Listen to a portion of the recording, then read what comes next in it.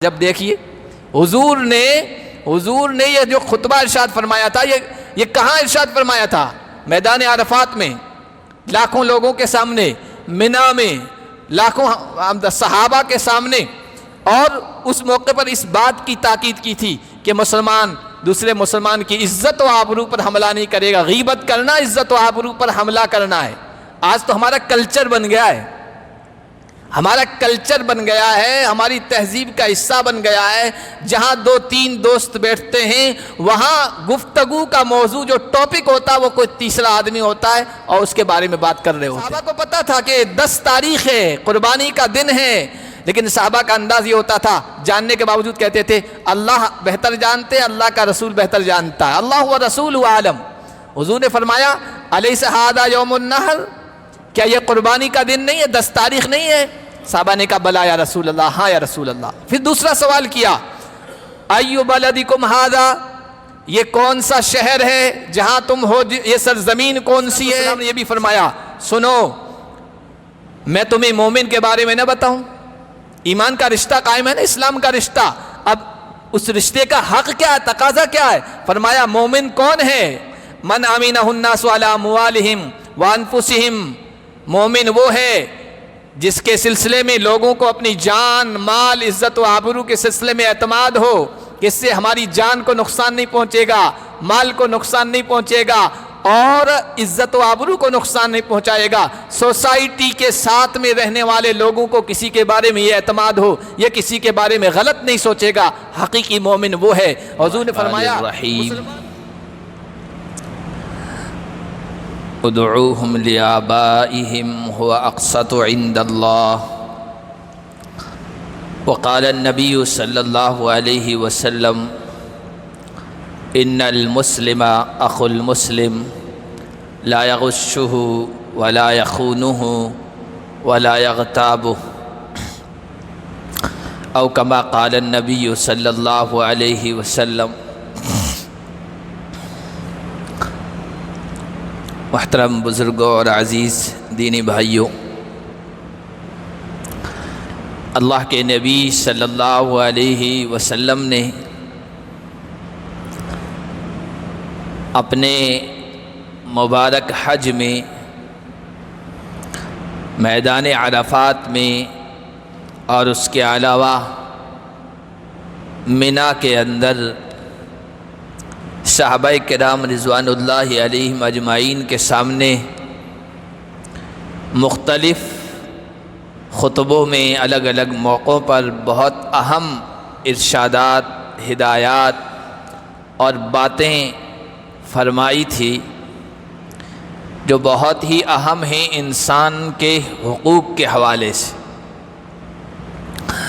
اس سلسلے میں 2 جمعوں کے اندر اس سے پہلے گفتگو ہو چکی ہے۔ نبی علیہ الصلاۃ والسلام کے ان ارشادات کو جو اس خطبے میں، تقریر میں آپ نے بیان فرمائی تھی، انشاءاللہ مکمل طور پر بیان کرنے کی کوشش کروں گا۔ اس میں یہ بات آپ کے سامنے آئی تھی کہ نبی پاک صلی اللہ علیہ وسلم نے جاہلیت کی جو روایات تھی، جاہلی جو چیزیں تھیں، جاہلیت کے جو معاملات تھے، جو پہچان تھی، ان سب کا خاتمہ کر دیا۔ آج بھی اگر آپ عرفات کے میدان میں جو اس مرتبہ خطبہ دیا ہو خطیب نے، وہاں کے حج کے خطیب نے، وہ ٹرانسلیشن کے ساتھ، مختلف زبانوں کی ٹرانسلیشن کے ساتھ نشر ہوتا ہے، اگر آپ دیکھیں گے تو وہی عام طور پر جو حضور نے باتیں ارشاد فرمائی تھی اسی کو وہ ریپیٹ کرتے ہیں اتنے بڑے مجمع کے سامنے۔ تو جاہلیت کی جن چیزوں کا خاتمہ کیا تھا بہت ساری تھی، ان میں سے چند کا ذکر ہو چکا ہے۔ جاہلیت کی ایک بات یہ تھی کہ لوگ اپنے منہ سے، اپنی زبان سے رشتے بنایا کرتے تھے اور ان رشتوں کو اصل سمجھ لیا کرتے تھے، حقیقی رشتے، اصلی رشتے، منہ بولے رشتے یعنی اصلی رشتے۔ کسی نے کسی کو اپنا بیٹا کہہ دیا تو وہ اصلی حقیقی بیٹے کی طرح بن گیا، کسی نے کسی کو ماں بنا دیا تو گویا حقیقی ماں بن گئی، کسی نے کسی کو باپ بنا دیا تو وہ باپ بن گیا۔ اس طرح کے رشتے وہ اپنی زبان سے بولتے تھے اور ان کو حقیقی اور اصلی رشتے سمجھتے تھے۔ یہ جاہلیت کی ایک رسم تھی اور اس وقت رائج تھی، اور اتنی رائج تھی، اتنی عام تھی کہ خود نبی پاک صلی اللہ علیہ وسلم نے بھی یہ اپنائی، کیونکہ اللہ کا حکم ابھی نہیں آیا تھا۔ بہت مشہور واقعہ ہے، اللہ کے نبی صلی اللہ علیہ وسلم نے ایک بچے کو جو غلام بنا کر بیچ دیا گیا تھا، اور پھر حضرت خدیجہ کے پاس آیا تھا، حضرت خدیجہ نے حضور کے حوالے کیا تھا، نام ان کا زید تھا، زید بن حارثہ۔ نبی پاک صلی اللہ علیہ وسلم نے ان کو اپنا بیٹا بنا لیا، حضور کے بڑے محبوب تھے۔ زید کے بیٹے اسامہ وہ بھی حضور کو بڑے محبوب اور پسندیدہ تھے، اور آپ صلی اللہ علیہ وسلم نے اپنی کنیت ابو زید رکھ لی تھی، یعنی زید کے ابا، اور لوگ عام طور پر زید کو پکارا کرتے تھے زید ابن محمد، محمد کے بیٹے زید۔ اور آپ صلی اللہ علیہ وسلم نے حضرت زید کا نکاح اپنے خاندان کی ایک عورت زینب بنت جحش، آپ یہ غالباً پھوپھی زاد بہن تھی، ان سے نکاح کروا دیا۔ یہ کوئی معمولی بات نہیں تھی، ایک غلام کا نکاح قریشی خاندان میں، ہاشمی خاندان میں، جو عرب کا سب سے معزز قابل احترام خاندان سمجھا جاتا تھا، اس میں نکاح کروانا یہ بہت بڑی بات تھی۔ آپ صلی اللہ علیہ وسلم نے حضرت زید کا نکاح حضرت زینب بنت جحش سے کروا کر ان کا ایک اسٹیٹس بھی قائم کر دیا کہ یہ ہاشمیوں کے داماد ہیں، یہ قریشیوں کے داماد ہیں۔ اور پھر چونکہ یہ رشتہ حضور علیہ السلام کی خواہش پر ہوا تھا، لیکن حضرت زید اور حضرت زینب بنت جحش میں آپس میں نباہ نہیں ہو سکا، مزاج اور طبیعت مل نہیں سکی، اور اس کے نتیجے میں طلاق ہو گئی۔ حضرت زید واحد صحابی ہیں، اکیلے وہ صحابی ہیں جن کا نام قرآن میں آیا ہے، کسی اور صحابی کا نام قرآن میں نہیں آیا۔ صحابیوں کے خصوصیات، ان کے امتیازات، ان کی خاص صفتیں وہ قرآن میں بیان ہوئی ہے۔ پھر اس کے بارے میں کہا گیا یہ حضرت ابو بکر کا ذکر ہو رہا ہے، یہ حضرت عمر کا ذکر ہو رہا ہے، یہ فلاں صحابی کا اس میں تذکرہ آیا ہے، نام نہیں آیا ہے، اشاروں میں بات ہوئی ہے۔ لیکن حضرت زید وہ واحد صحابی ہیں جن کا نام قرآن میں آیا ہے۔ فلما قضا زید منہا وطرا زوجناکہا، تو حضرت زید سے جب طلاق ہو گیا حضرت زینب بنت جحش کا، اللہ کے نبی صلی اللہ علیہ وسلم نے حضرت زینب سے نکاح کر لیا، کیونکہ ان کا دل دکھا ہوا تھا۔ اس معاشرے اور سماج میں یہ باتیں ہونے لگی تھی کہ غلام زادے سے زینب بنت جحش کا نکاح ہو گیا، تو اب ان کا دل رکھنے کے لیے حضور نے اپنے نکاح میں لے لیا ان کو۔ اور یہ بہت بڑی بات تھی اس معاشرے میں، ایک تو یہ کہ بیٹا بنا لیا تھا، پھر یہ کہ اس بیٹے کی بیوی سے نکاح کرنا اس معاشرے میں تو حقیقی بیٹا سمجھا جاتا تھا۔ تو ایک طوفان مچ گیا، ایک کوہرام مچ گیا اس سماج میں، لوگ کہنے لگے کہ اپنی بہو سے بیٹے کی بیوی سے نکاح کر لیا۔ آج بھی جو دشمنان اسلام انگلی اٹھاتے ہیں تو اس میں ایک مسئلہ یہ بھی اٹھاتے ہیں، تو ایک کوہرام برپا ہو گیا۔ لیکن چونکہ اس رسم کو توڑنا تھا کہ لوگ منہ بولے رشتے بناتے تھے اور اس کو حقیقی رشتے سمجھ لیتے تھے، حقیقی بیٹا سمجھ لیا، حقیقی باپ سمجھ لیا، حقیقی ماں سمجھ لیا، اس لیے اللہ کے نبی کے ذریعے سے اس رسم کو توڑوایا گیا کہ وہ بیٹا بنا لینے سے وہ حقیقی بیٹا نہیں بنا اور اس کی بیوی حقیقی بہو نہیں بنی ہے۔ حضور علیہ السلام کے ذریعے سے اس رسم کو اور اس غلط چیز کو توڑوایا، کیونکہ یہ اتنی اہم اور نازک چیز تھی کہ اگر حضور نہیں توڑتے تو نہیں ٹوٹتی، ختم نہیں ہوتی۔ آج بھی دنیا میں باقی ہے، صرف اسلام میں یہ چیز، یہ روایت جاہلی ختم ہو گئی ہے، کیونکہ حضور کے ذریعے سے توڑوایا گیا۔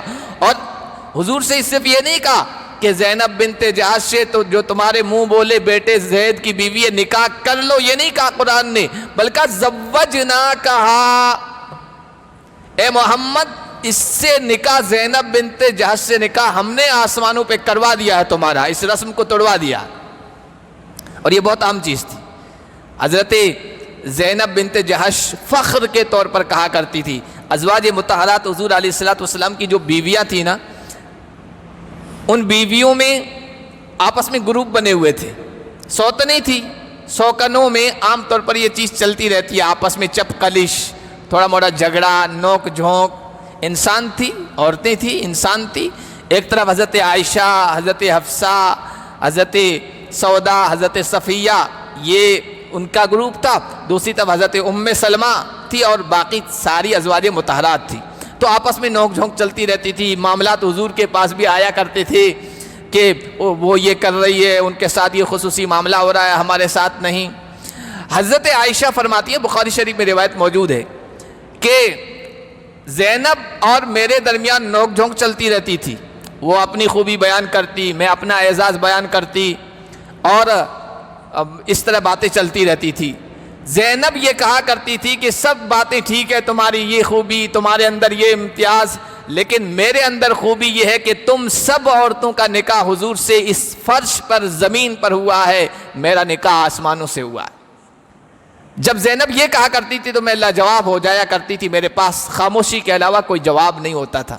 بخاری شریف میں ایک موقع کا واقعہ نقل کیا کہ حضرت عائشہ فرماتی ہیں، حضور بیٹھے تھے، میں بھی بیٹھی تھی، زینب آ گئی اور ہمارے درمیان کسی بات پر نوک جھونک ہو گئی۔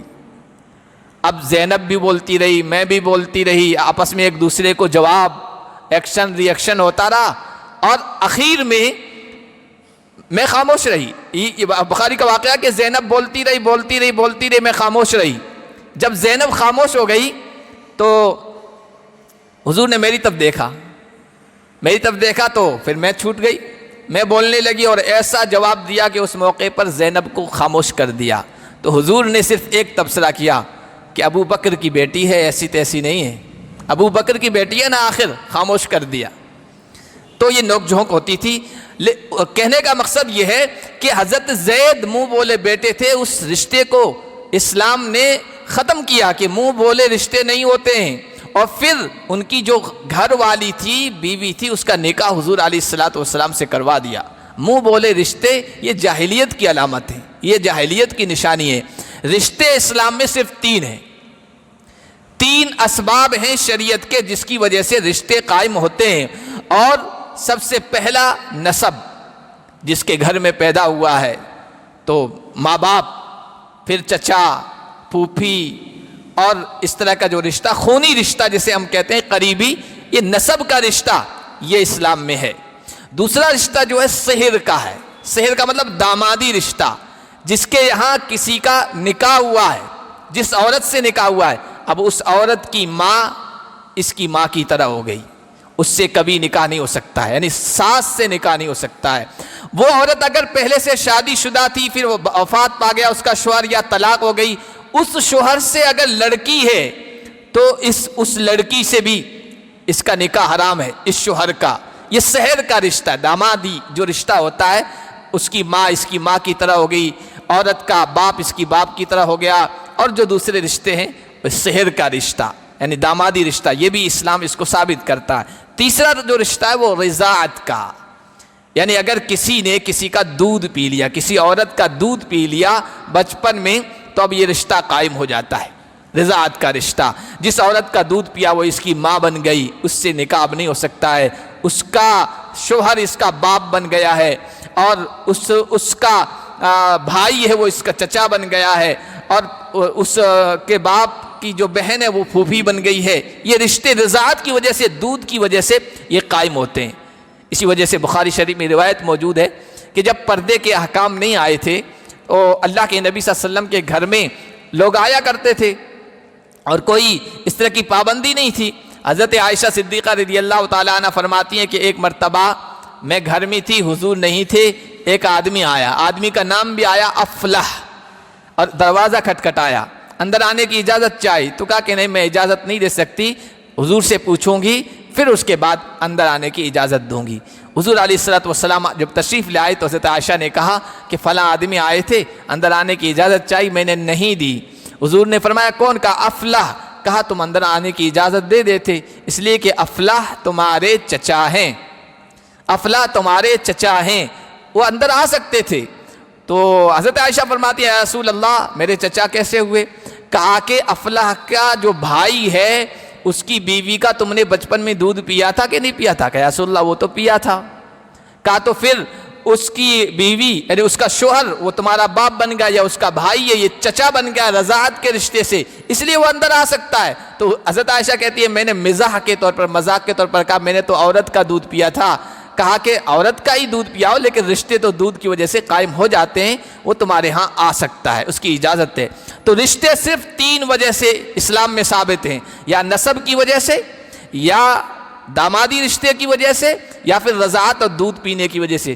اس کے علاوہ جو رشتے بنا لیتے ہیں، آج بھی رواج ہے لوگوں میں، اس کی اسلام میں کوئی حقیقت نہیں ہے۔ بہت سی مرتبہ کسی بچے کو گود میں لیا، گود میں لینے سے اسلام منع نہیں کرتا ہے۔ کسی کی اولاد نہیں ہو رہی ہے، کسی بچے کو بچی کو گود میں لے لیا، لے سکتے ہیں، پال سکتے ہیں، اپنے بیٹوں کی طرح اس کو کر سکتے ہیں، لیکن اس کا جو نسب ہے اس کو کس حوالے سے پہچانا جائے گا؟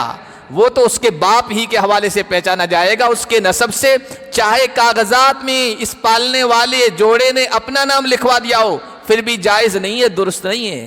بعض مرتبہ نکاح کے موقع پر یہ چیزیں پیش آ جاتی ہے کہ جس نے پالا ہے اس کا نام لکھوایا جاتا ہے، یہ درست نہیں ہے۔ بہت سخت بات حضور علیہ الصلوۃ والسلام نے فرمائی ہے کہ جس نے اپنے باپ کے علاوہ کسی اور کی طرف نسبت کی تو اس پر اللہ کی لعنت ہے، فرشتوں کی لعنت ہے، سارے لوگوں کی لعنت ہے۔ یہ بہت خطرناک جملہ ہے۔ اسی طرح بعض مرتبہ عورتیں ہیں، اس کا کوئی محرم نہیں ہے، وہ حج میں جانا چاہتی ہے تو کسی کو اپنا بیٹا بنا لیا اور کاغذات میں لکھ دیا کہ میرا بیٹا ہے، محرم ہے، میں ان کے ساتھ حج میں یا عمرے میں جانا چاہتی ہوں۔ تو اگر اس طرح جاری تھی کہ لیکن اس کو اپنے سے جوڑنا یہ اسلام میں درست نہیں ہے۔ بعض مرتبہ ایسے واقعات پیش آئے، ایک عالم دین کے پاس ایک بوڑھی عورت آئی کہ میرا کوئی محرم نہیں ہے تو میں نے فلاں کو اپنا بیٹا بنا لیا ہے۔ تو اس عالم نے کہا یہ درست نہیں ہے۔ تو کہنے لگی میں نے قرآن پر ہاتھ رکھ کر قسم کھائی ہے کہ اس کو میں نے اپنا بیٹا بنا لیا، اتنی تاکید کے ساتھ میں نے اس کو بیٹا بنا لیا ہے۔ تو اس عالم نے کہا کہ بوڑھی اماں یہ رشتے خودکار ہیں، خودکار ہیں، یعنی آٹومیٹک ہیں، اللہ کی طرف سے بنے بنائے آتے ہیں، کسی کے بنانے سے رشتے نہیں بنتے ہیں۔ تو یہ ایک چیز تھی جاہلیت کی کہ کسی کو منہ سے کہہ دیا تم میری بہن، تم میری ماں، تم میرے باپ، تم میرے فلاں، اور وہ رشتہ قائم ہو جاتا تھا، حقیقی رشتہ سمجھتے تھے۔ حضور علیہ الصلوۃ والسلام نے اس کا خاتمہ کیا زید ابن محمد کے واقعے سے جو میں نے آپ کو بتایا۔ اس کے علاوہ اللہ کے نبی صلی اللہ علیہ وسلم نے پھر ایک رشتہ بتایا کہ اسلام میں یہ رشتہ ہے، بس اس کے علاوہ دوسرا رشتہ نہیں۔ اب وہ کون سا ہے؟ اسلام کا رشتہ۔ انما المؤمنون اخوہ، سارے ایمان والے ایک دوسرے کے بھائی ہیں۔ یہ مواخات کا رشتہ ہے، اسلام کا جو رشتہ ہے، اس حساب سے ہم ایک دوسرے کے بھائی ہیں۔ اس میں اگر کوئی مشرق کا رہنے والا ہے، دوسرا کوئی مغرب کا رہنے والا ہے، اور ان کا آپس کا رشتہ کیا ہے، جیسے کہ عام طور پر کہتے ہیں تیرا میرا رشتہ کیا، لا الہ الا اللہ۔ مشرق میں اگر کوئی آدمی بیٹھا ہے، مغرب میں کسی اہل اسلام پر کلمہ لا الہ الا اللہ پڑھنے والے پر ظلم ہو رہا ہے، تو اس موقع پر کہتے ہیں، اس کے حق میں بولتے تو کہتے ہیں تیرا میرا رشتہ کیا، لا الہ الا اللہ۔ تو حضور نے یہ رشتہ قائم کروایا کہ سارے ایمان والے بھائی ہیں۔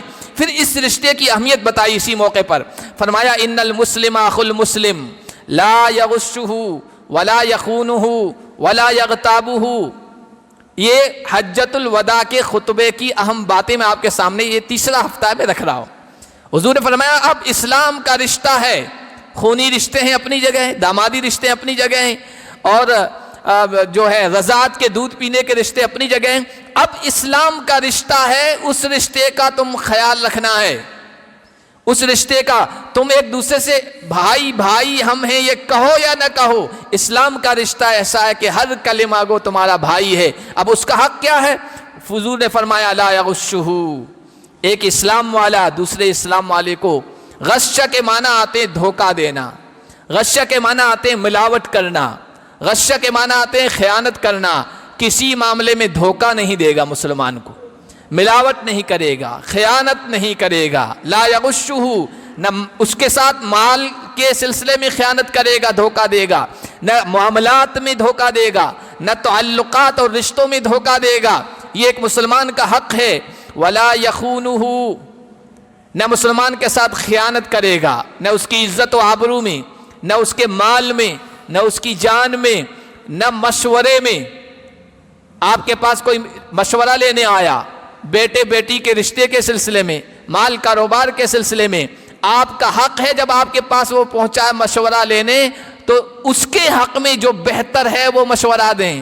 بعض مرتبہ لوگ الٹا مشورہ دے دیتے ہیں، سامنے والے کو پتہ نہیں چلتا، وہ بیچارہ اس پر عمل کرتا ہے۔ بیٹے بیٹی کے رشتوں کے سلسلے میں اس کو پتہ ہے کہ جس سے رشتہ کیا جا رہا ہے وہ رشتہ صحیح نہیں ہے، لیکن یہ اتنے فضائل بیان کرتا ہے کہ وہ بیچارہ پھنس جاتا ہے۔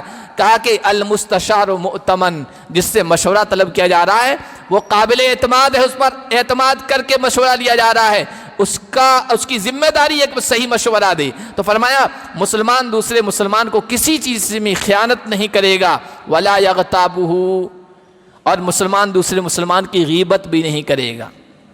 غیبت کیا کہتے ہیں؟ غیبت کس چیز کو کہتے ہیں؟ غیبت یہ ہے کہ کسی کے اندر کوئی خامی ہے، کوئی خرابی ہے، کوئی نقص ہے، کوئی عیب ہے، اور دوسری جگہ جہاں وہ شخص موجود نہیں ہے بغیر ضرورت کے آپ اس کی وہ خامی، وہ عیب، وہ کمی بیان کر رہے ہیں۔ عام طور پر ہم یہ سمجھتے ہیں کہ اس کے اندر خامیاں ہیں، کمیاں ہیں، وہ ہم بیان کر رہے ہیں، یہ غیبت تھوڑی ہوئی۔ حالانکہ ایسا نہیں ہے۔ حضور علیہ الصلوۃ والسلام نے غیبت کے بارے میں فرمایا شدید ترین گناہ ہے، کبیرہ گناہ ہے۔ تو صحابی نے کہا یا رسول اللہ اگر اس کے اندر وہ خامی موجود ہے اور ہم دوسری جگہ دوسرے لوگوں کے سامنے بیان کر رہے ہیں تو یہ بھی غیبت ہے۔ حضور علیہ الصلوۃ والسلام نے ارشاد فرمایا کہ یہی تو غیبت ہے۔ اگر کمی موجود ہے اور وہ شخص اس مجلس میں موجود نہیں ہے اور تم بیان کر رہے ہو بغیر ضرورت کے، میں اس لیے کہہ رہا ہوں کہ بعض مرتبہ عدالت میں آپ کی گواہی پر فیصلہ ٹکا ہوا ہوتا ہے اور آپ کو کسی شخص کے حق میں یا اس کے خلاف گواہی دینا ہوتا ہے، تو اس وقت بعض مرتبہ ضروری ہو جاتا ہے اس شخص کی کوئی کمی بیان کرے، وہ ضرورت ہے۔ یا کوئی شخص بہت نقصان دہ ہے کسی کے لیے اور اس کے نقصان سے آپ دوسروں کو بچانا چاہتے ہیں تو وہ ضرورت ہے، لیکن بغیر ضرورت کے آپ دوسروں کے سامنے اس کی کمی بیان کر رہے ہیں جہاں وہ موجود نہیں ہے، یہی تو غیبت ہے حضور نے کہا۔ اور اگر وہ کمی نہیں ہے اور آپ اس پر کوئی چیز اس کے بارے میں کہہ رہے ہیں فقط بہتہ، حضور نے فرمایا پھر تو تم الزام لگا رہے ہو، تہمت لگا رہے ہو، اس سے بھی زیادہ شدید گناہ ہو گیا۔ تو فرمایا ولا یغتابہ، ایک مسلمان کا دوسرے مسلمان سے اسلام کا، اخوت کا، بھائی چارگی کا رشتہ ہے، اس کی وجہ سے یہ حق لازم ہوتے کہ غیبت نہیں کرے گا۔ آج اب دیکھیے حضور نے یہ جو خطبہ ارشاد فرمایا تھا یہ کہاں ارشاد فرمایا تھا؟ میدان عرفات میں، لاکھوں لوگوں کے سامنے، منا میں، لاکھوں صحابہ کے سامنے، اور اس موقع پر اس بات کی تاکید کی تھی کہ مسلمان دوسرے مسلمان کی عزت و آبرو پر حملہ نہیں کرے گا۔ غیبت کرنا عزت و آبرو پر حملہ کرنا ہے۔ آج تو ہمارا کلچر بن گیا ہے، ہمارا کلچر بن گیا ہے، ہماری تہذیب کا حصہ بن گیا ہے، جہاں 2-3 دوست بیٹھتے ہیں وہاں گفتگو کا موضوع جو ٹاپک ہوتا ہے وہ کوئی تیسرا آدمی ہوتا ہے اور اس کے بارے میں بات کر رہے ہوتے ہیں۔ حضور علیہ الصلوۃ والسلام نے منا میں 10 ذی الحجہ کو، جو عید کا دن ہمارا کل گیا ہے، اس دن میں صحابہ کے سامنے خطبہ دیا، اور اس طرح خطبہ انداز دیکھیے، حضور نے فرمایا ایو یومکم ھذا، میرے صحابہ بتاؤ یہ کون سا دن ہے؟ کسی بات کی اہمیت کو، کسی بات میں زور پیدا کرنے کے لیے یہ طریقہ اختیار کیا جاتا ہے۔